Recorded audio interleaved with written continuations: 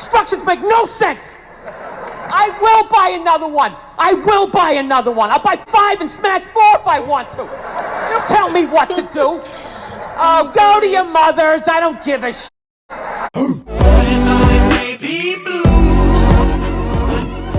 It's Blue. Make sure you like and subscribe and go follow me on Patreon. It's only $5 a month. You get an extra video a week. Tell you what to do. It's my body, my choice. That's right, man. She's right. Leave her the hell alone. Why are you killing the baby? Well, I mean, there is that. You know? Today, I'm going to be reacting to Bill Burr, losing your marriage, etc., etc. Let's get started. So I've been trying to learn how to fix shit around the house. That's what's filling up all this time of just being sober. That's brutal, dude. You have no idea how long a year is until you're stone sober. Oh, it's fucking brutal. So I'm learning how to fix shit, right? My girlfriend doesn't like it because she says I have a temper. You know? She's like, you know, it's just not that you're trying to fix things. It's that you get frustrated, you punch the wall, the dog starts shaking.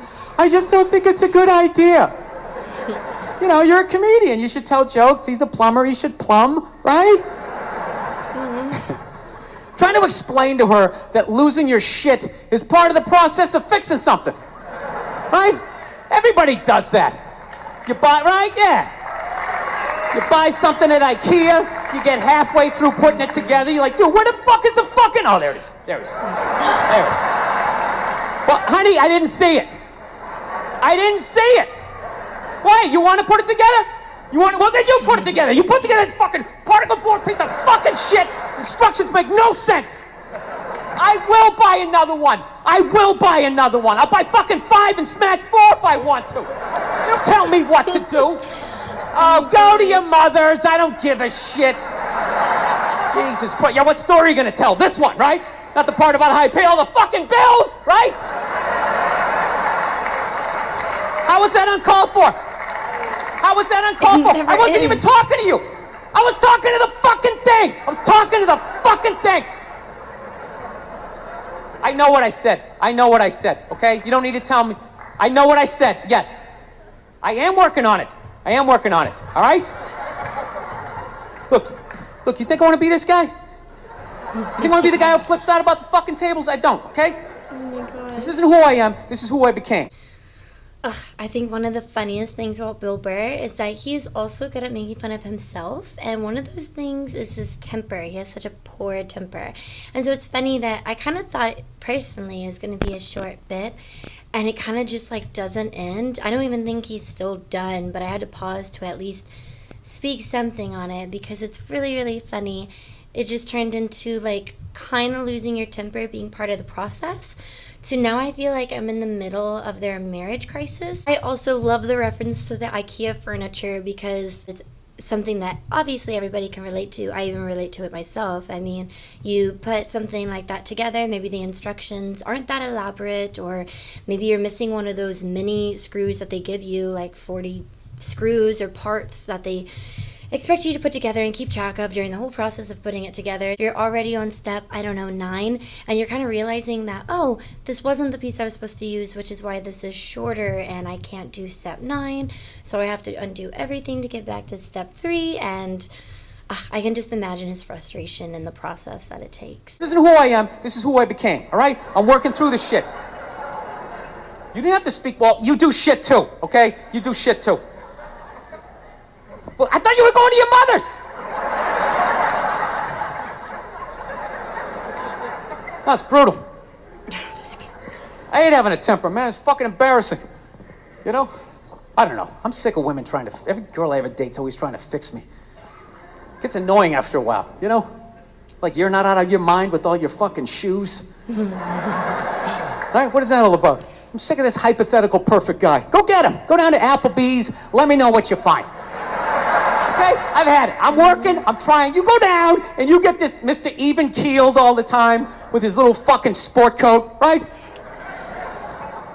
You live with that guy for a while, you know? Hey, honey, I'm home. How are you? Well, traffic was crazy. Almost lost it, but thank God I had that book on tape, right? Gulliver's Travels, always a classic. Always a classic. That's the guy you want, straight across the board. Even in the bedroom, right? Always making love to you, missionary style. I love you. Your hair is like an ocean. Never know when you like to be flipped over and have your face mushed into the pillows. You fucking psycho, right?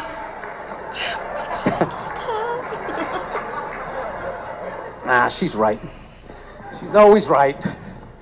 I gotta work on it. I hate having a temper. I have to stop on that bit. I have to stop on that bit. I think just more so than the actual rant itself, he gets so passionate. Like, you think that he's arguing that he's right, and he has a great argument. I mean, he's pointing out really, really great facts, and then he just kind of gives up at the end, and he still says, oh, she's right.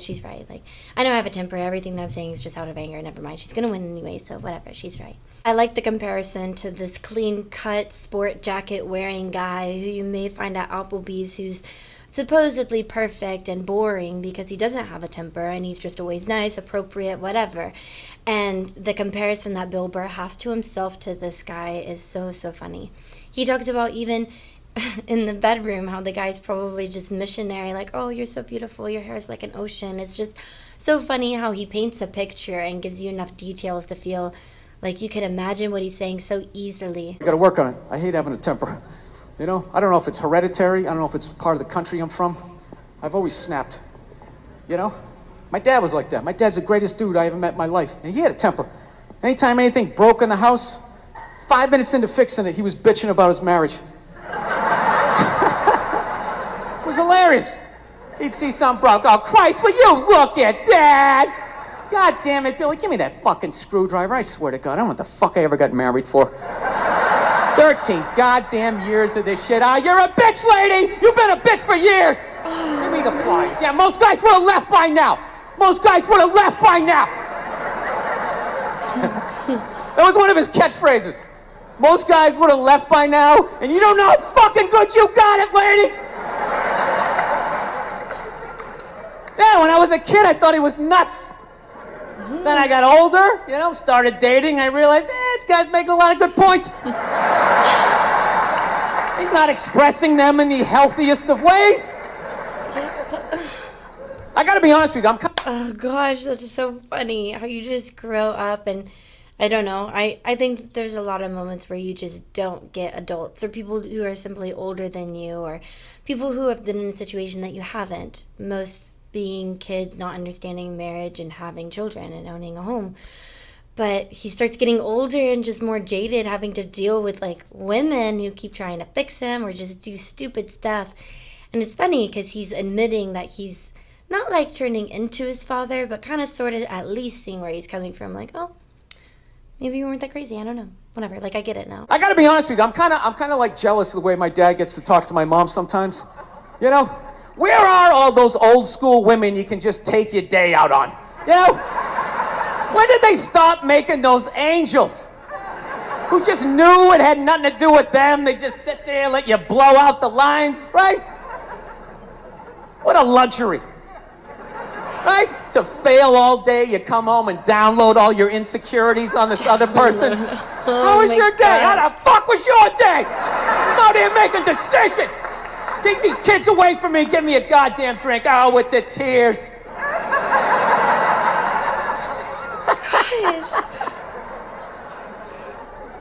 Then the bra-burning generation came in, right? Now you can sit there and listen to their stories all the time. Oh, it's the worst. You know what's the worst is when they're telling you a story and you want to listen, but just what they're talking about, you can't even retain it.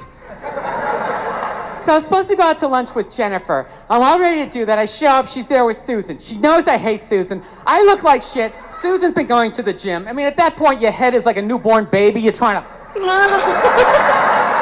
hold it up. You know? You can't. Even if you're trying to pay attention, you can't. Then you just start staring at their mouth after a while. Like, I can't believe it keeps coming out. This is fucking unbelievable.